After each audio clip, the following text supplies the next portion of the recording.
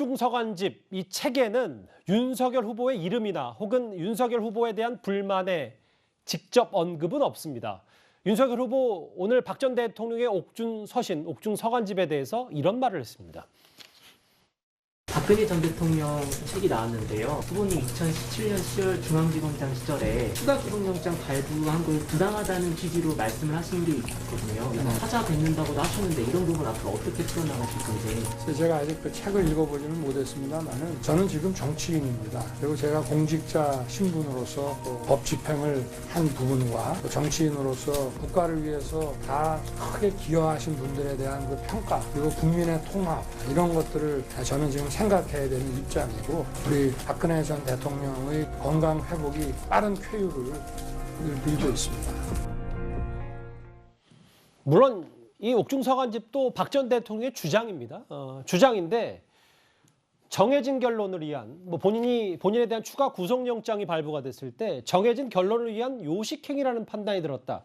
당시 서울중앙지검장이 윤석열 후보였기 때문에 소국장님 이게 윤 전 총장을 직접 언급하진 않았는데 이 부분을 두고도 좀 해석들이 많더라고요. 일단 이 박 전 대통령의 사면복권 부분은 윤석열 후보나 윤석열 후보 측의 지금 핵심적인 측근이라고 할 수 있는 권성동, 장제원 의원 등등 해서 좋을 리가 없는 거죠.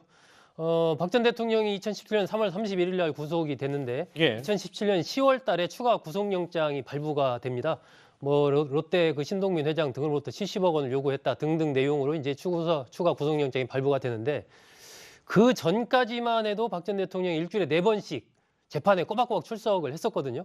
여러 가지 이제 어려움 속에서도 자신이 재판에 출석했던 이유는 재판부가 어떤 이 진실을 밝혀줄 것이라고 생각을 했다라고 이제 박 전 대통령이 그렇게 기록을 했는데 추가 구속영장이 발부되는 것을 보면서 이게 아니고 정해진 결론을 위한 요식행위라는 판단이 들었다. 그래서 그 뒤부터는 일절 재판에 출석하지 않았다라는 쪽으로 이제 그렇게 이제 결론이 나는 건데 이 대목에서 저 추가 구속영장이 발부될 당시에 이제 서울중앙지검장이 윤석열 지검장이었고 어쨌든 박 전 대통령을 구속한 당사자가 이제 윤석열 후보다 보니까 직접 지칭은 하지 않았지만 사실은 윤석열 후보를 포함한 그 핵심 그룹들 내부에서는 좀 여러 가지로 곤혹스러운 상황일 것 같다라는 그런 판단은 듭니다.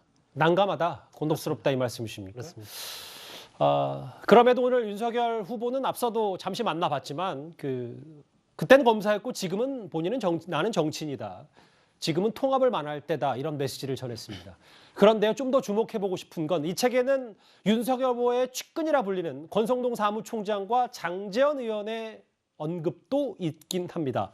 우리공화당 조원진 대표의 말도 들어보겠습니다. 국민주권주의와 법치주의를 확인한 판결이다 이렇게 생각을 하고 있습니다. 촛불이든 태극기든 모두 우리가 존중해야 하고 사랑해야 될 우리 국민들입니다. 이번 사건의 승리자도 패배자도 없습니다. 우리 모두가 승리했고 패배했다고 생각합니다. 이제 탄핵 과정에서 분출된 국민의 에너지를 하나로 모아서 통합의 대한민국, 하나가 되는 대한민국을 우리 모두가 만들어야 된다고 생각합니다. 국민의힘에 있는 많은 사람들이 박근혜 대통령 사면에 대해서 별로 달갑지 않게 생각했을 거예요. 특히 탄핵 주동 세력들이 지금 윤석열 캠프의 중심에 있잖아요. 권선동이나 이런 사람들이 그런 부분을 보면은 가장 곤혹스러운 것은 윤석열 후보다. 요즘 조원진 대표의 목소리가 꽤 높죠. 네. 김 교수님. 네. 공교롭게도 박 전 대통령 관련 수사를 지휘하고 구속까지 한 이제 윤석열 후보와 권성동, 장제원 두 의원, 박 전 대통령 탄핵 주도 역할을 했다. 앞으로 좀 시간이 많으니까 어떤 윤석열 후보가 통합 메시지를 낼지는 잘 모르겠습니다만 이 파장이 보수층에 미칠 영향은 앞으로도 좀 꽤 이어질 것 같습니까? 없다고 할 수는 없고요. 그리고 그것을 정치적으로 의도했다고 의심되는 게 바로 이제 대선 직전에 이 박 전 대통령 사면인데요. 저는 그렇게 크게 우려할 부분은 아니라고 생각합니다. 우선 윤석열 후보가 박근혜 전 대통령을 구속한 장본이라는 것은 다 아는 사실입니다. 그래서 전직 대통령 2명을 구속을 했고 그럼에도 불구하고 전직 대통령의 후신인 국민의힘 정당의 대선 후보로 선출이 됐습니다. 예. 이미 선출 과정에서 박근혜 대통령을 지지했던 많은 당원들의 압도적 지지로 국민의힘 후보로 선출이 됐습니다. 그것은 이미 탄핵의 강을 건넜다고 하는 당원들의 평가가 좀 있었다고 생각이 들고요.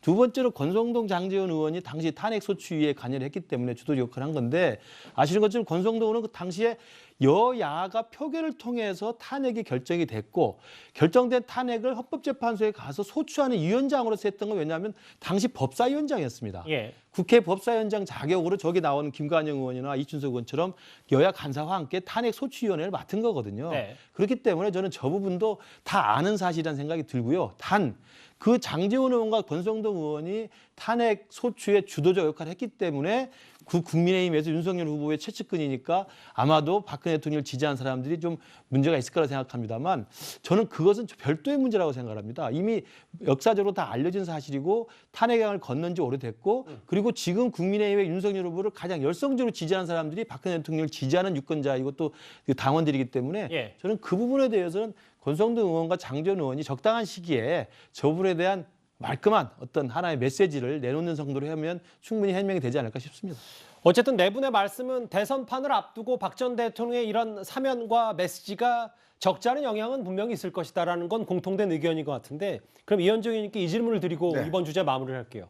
그럼 반대로 지금 책에는 뭔가 윤석열 후보 측의 곤혹스러운 내용이 많이 담겨 있는데 대선 직전에 박 전 대통령이 윤석열 후보의 손을 확실히 들어준다라고 얘기하면 아까의 영향력에 비춰줬을 때 뭔가 윤석열 후보는 좀 바람을 탈 수 있는 건지 좀 어떻게 봐야 될까요?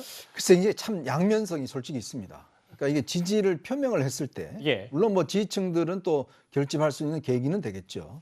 근데 반면에 또 박근혜 대통령 탄핵에 찬성했던 중도층들이 꽤 많거든요.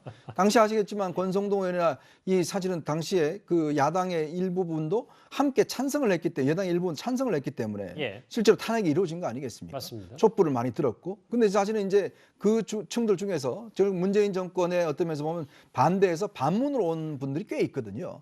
자, 그런 분들의 어떤 심정은 어떨까? 이제 이런 걸 생각을 해보면 사실은 이제 윤석열 후보 측에서는 그냥 입장을 내지 않는 것. 그러니까 이게 하나의 또 도움이 될 수가 있는 것이고 아하. 명시적으로 또 윤석열 후보를 딱 찌면서 지지해주는 것도 또 부담이 될 수가 있는 것이고 뭐 그렇기 때문에 사실은 이제 박근혜 입장에서 보면 예. 결국 근본적인 책임이 누구한테 있느냐 이 탄핵과 이 구속에 대한 그건 결국 문재인 정권이다. 그렇다면 문재인 정권에 대한 심판을 해달라 이 정도의 메시지 이를 내는 게 어쩌면 윤석열 후보 측에서는 최상의 메시지가 아닐까 저는 그렇게 봅니다. 예. 자유의 몸이 됐고 이제 박 전 대통령의 어떤 메시지가 대선판을 흔들 수 있을지 저희가 여러 전망까지 첫 번째 주제에서 짚어봤습니다.